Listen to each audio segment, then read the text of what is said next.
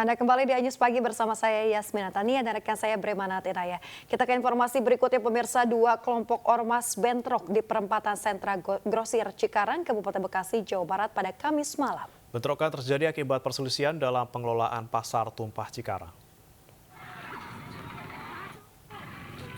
Ratusan massa saling serang menggunakan senjata tajam, batu, dan bambu.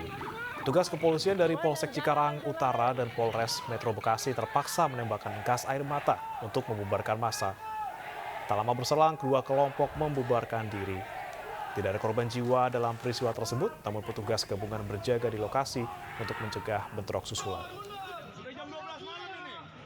Tidak sampai terjadi keributan, kedua kelompok bisa kami ajak bicara, kami himbau untuk kembali ya ke rumahnya masing-masing dan sama-sama bisa menjaga Kamtipmas di Cikarang. Pemicunya ada kesalahpahaman antara pengelola pasar tumpah. Nah, memang pasar di simpang perempatan SGC ini kan terdapat pasar tumpah yang operasional dari. Pemirsa, cekcok suami istri berujung maut terjadi di desa Dapetah, Kecamatan Ujan Mas, Kapahiang, Bengkulu. Usai menganiaya istri, pelaku menghabisi nyawanya sendiri. Warga dikagetkan dengan aksi nekat Yusuf Bani, 45 tahun, yang mengakhiri hidupnya usai cekcok masalah rumah tangga dengan istrinya Anissa, 40 tahun. Sebelum bunuh diri, Yusuf menganiaya Anissa dengan senjata tajam yang membuat korban terluka di sekujur tubuh dan kini masih dirawat intensif di RSUD Kabupaten Kepahiang. Hasil penyelidikan pihak kepolisian, peristiwa berdarah tersebut dipicu pertengkaran masalah keluarga. Hal itu diperkuat dari kesaksian tetangga korban yang sering melihat keduanya bertengkar. Itu motifnya untuk sementara pertengkaran dalam keluarga. Terjadi cekcok mulut yang akhirnya mengakibatkan terjadinya pembacokan terhadap istrinya. Memang dia ini sering ribut? Kalau dari informasi dari masyarakat yang kita terima, antara kedua belah pihak, antara suami dan istri, istrinya memang sering ngomel-ngomel, kemudian ribut dan akhirnya sering terjadi keributan di. Pengurus Dewan Pimpinan Wilayah Partai Perindo DKI Jakarta mengunjungi rumah duka korban penganiayaan hingga tewas oleh oknum security Ancol Jakarta. Pihak Ancol dan founder outsourcing diminta bertanggung jawab atas tewasnya Hasanuddin yang merupakan ketua DPC Partai Perindo Pademangan.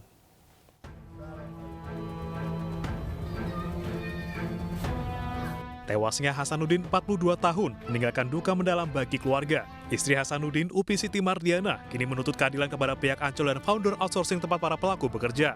Keinginan ibu tiga anak ini akan mendapat dukungan dan pendampingan dari Partai Perindo. Kasus tewasnya Hasanuddin yang juga ketua DPC Partai Perindo Pademangan ini akan dibawa ke Komnas HAM karena 4 oknum security Ancol bertindak tanpa prosedur dan melanggar hak asasi manusia. Pihak Ancol datang ke sini ngasih uang buka, tapi saya nggak terima. Kenapa balasan? Yang gimana ya? Bukan uang. Iya, bukan uangnya sih yang lain. Keadilan. Yang dilakukan oleh pelaku ada berada di dalam lingkungan Ancol. Yang kedua, dalam suasana ini pengunjung loh yang hanya dicurigai, padahal tidak ada alat bukti sama sekali yang menunjukkan kejahatan. Kami ingin Ancol duduk bareng dengan kita luruskan permasalahan ini dan kita tuntut pertanggungjawabannya, baik secara moral, secara kemanusiaan. Ramdan berharap 4 tersangka segera diproses hukum, serta meminta DPRD dan Pemprov DKI Jakarta untuk mengevaluasi direksi pengelola Ancol. Dari Jakarta, Sofian Firdaus, iNews melaporkan. Pemirsa, dalam persidangan kasus penganiayaan David Ozora dengan terdakwa Mario Dandi dan Shane Lucas di Pengadilan Negeri Jakarta Selatan kemarin, jaksa menunjukkan sejumlah barang bukti. Dalam persidangan, Shane Lucas mengaku merekam penganiayaan David setelah diberi kode oleh Mario Dandi.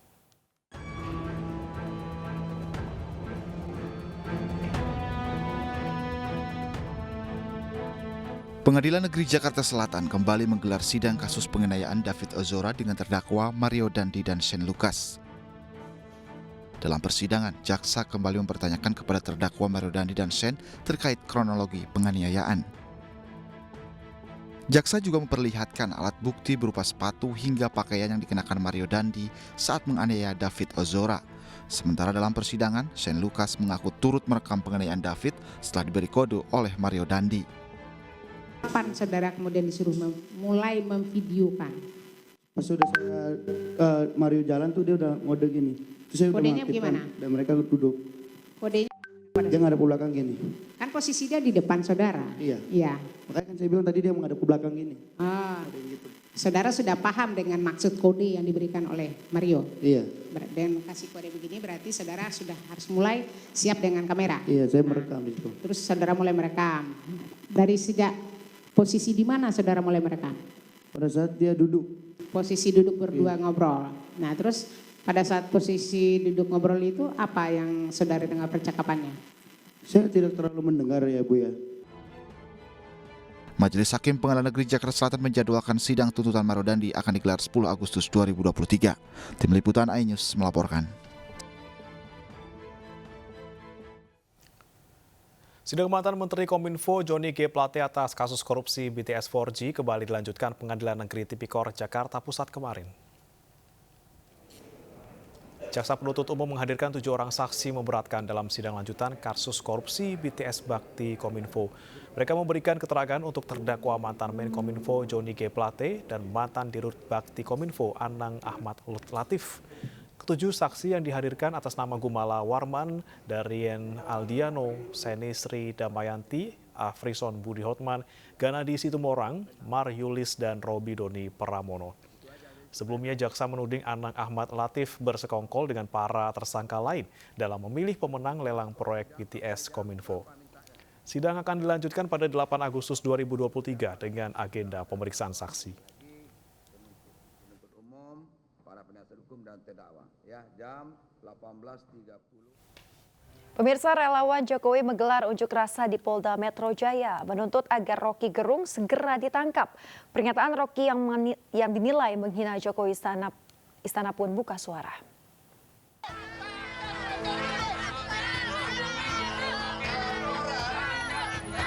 Puluhan relawan Jokowi berunjuk rasa di depan gedung Polda Metro Jaya menuntut Polri segera menangkap Rocky Gerung.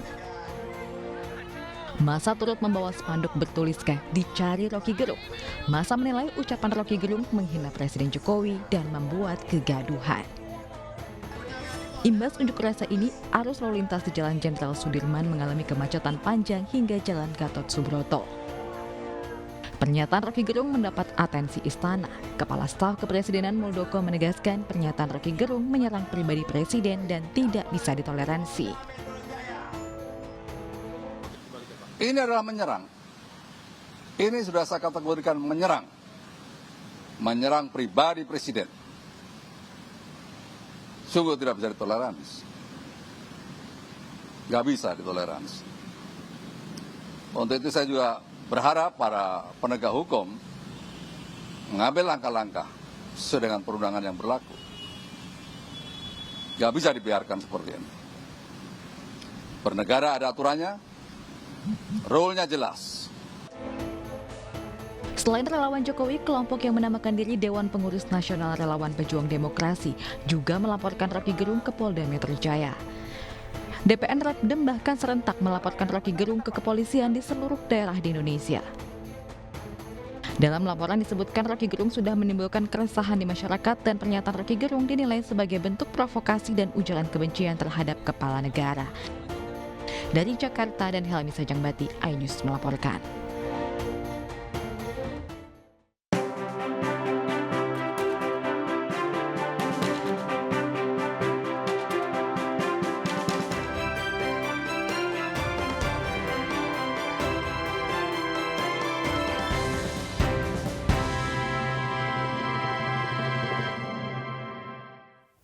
Pemirsa, di tengah wacana Munaslup Partai Golkar, Ketua Umum DPP Partai Golkar, Erlangga Hartarto, telah bertemu dengan 3 Ketua Dewan DPP Partai Golkar. Ketiganya yaitu Ketua Dewan Pembina Abu Rizal Bakri, kemudian Ketua Dewan Kehormatan Akbar Tanjung, dan Ketua Dewan Pakar Agung Laksono di Pelataran Menteng.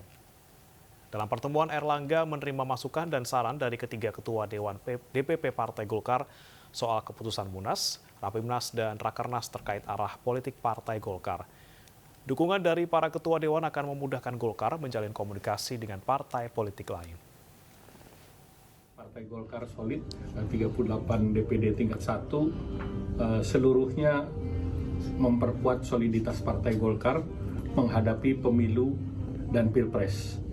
Oleh karena itu tadi juga kami mendapatkan masukan, saran dari Ketua Dewan Pembina yang intinya sama dengan 38 DPD tingkat 1, bahwa soliditas ini penting menghadapi pemilu 2024 dan target kemenangan terus harus dijaga.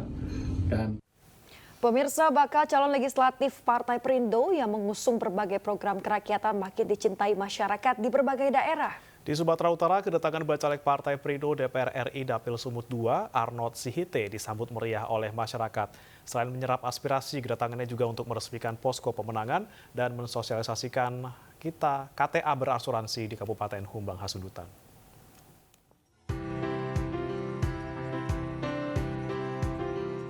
Masyarakat Dolok Sanggul Kabupaten Humbang Hasundutan Sumatera Utara siap memenangkan Partai Perindo dan Arnold Sihite, Bacalek Partai Perindo DPR RI Dapil Sumut II.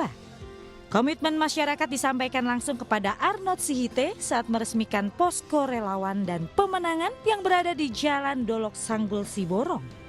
Arnold yang berlatar belakang sebagai guru ini berkomitmen akan memperjuangkan pendidikan dan pertanian di tanah kelahirannya. Tentu kita akan menyerap aspirasinya ya daripada masyarakat sini, bagaimana pertanian, bagaimana pendidikan, bagaimana pariwisata, bagaimana UMKM ya, dan apakah terus nanti ini dana desa ini akan kita perjuangkan. Dia tidak pernah melupakan kampungnya itu satu. Yang kedua, kedekatannya kepada masyarakat maupun yang di Bonapasiti maupun yang ada di perantauan sangat luar biasa. Sementara di Desa Sileang, Kecamatan Dolok Sanggul, Arnold Sihite mensosialisasikan KTA Partai Perindo berasuransi. 1.000 KTA berasuransi ditargetkan dapat disebar agar masyarakat di kampung halamannya ini dapat merasakan manfaatnya. Dari Kabupaten Humbang Hasundutan, Aries Fernando, iNews melaporkan. Pemirsa, sosialisasi bakal calon legislatif terus digalakan Partai Perindo di berbagai daerah di Indonesia. Melalui berbagai program pro rakyat, para bacalek ini akan terus menyapa masyarakat untuk meraih simpati di pemilu 2024 mendatang.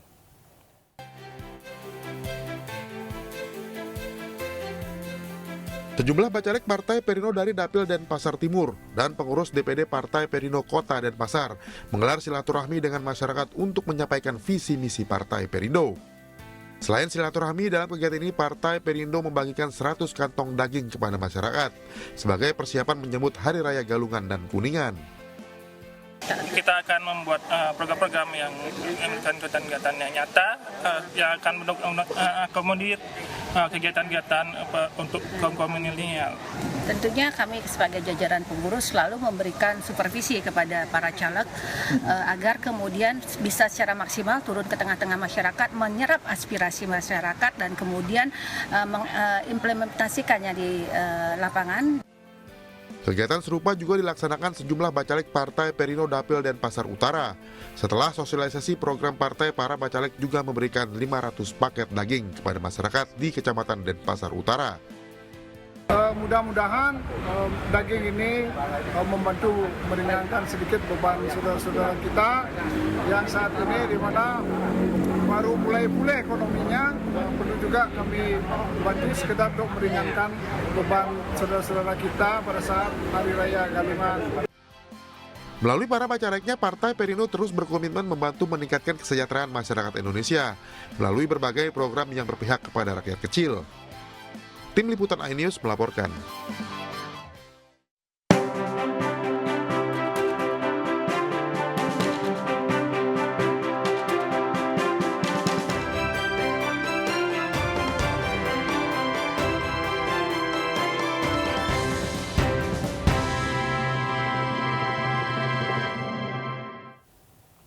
Pemirsa, Gubernur Jawa Tengah Ganjar Pranowo menghadiri puncak tradisi tungguk tembakau yang digelar di makam Gunung Sari, Desa Senden, Kecamatan Selo, Boyolali, Jawa Tengah.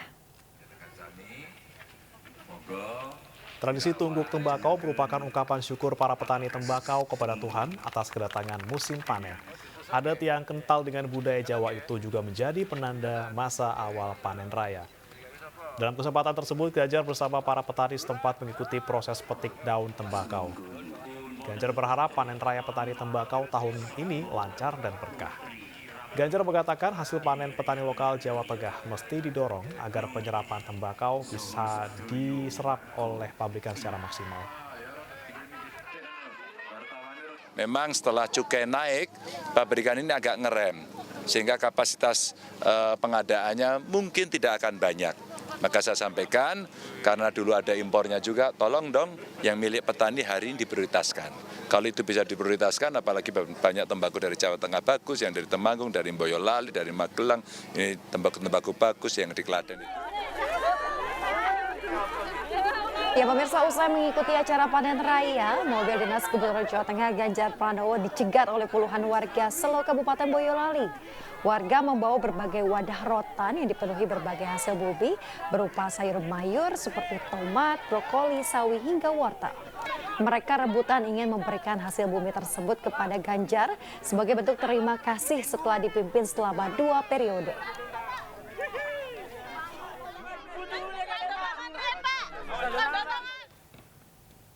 Pemirsa, beragam aksi sosial guna membantu perekonomian masyarakat diadakan di sejumlah daerah. Mulai dari kegiatan pelatihan usaha hingga pagelaran bazar sembako murah, dan berikut informasinya.